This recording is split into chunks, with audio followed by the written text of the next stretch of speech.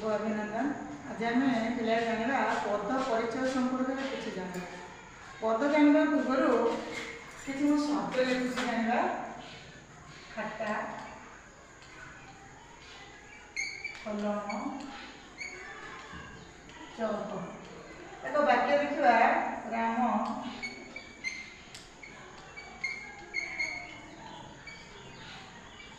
बजार खाता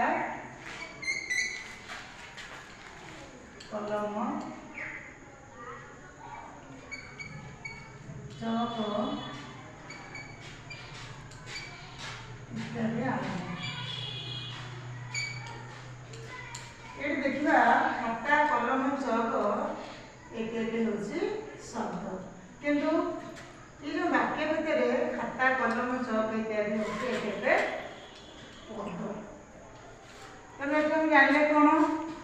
एक पूर्णांग वाक्य लिखा प्रत्येक सार्थक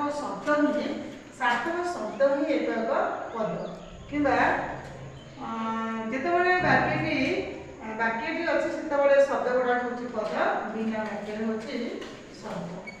तेना पे आज आम से पद परिचय संपर्क पढ़ा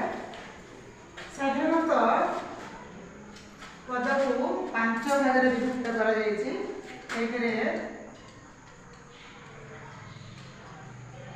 विशेष्य 2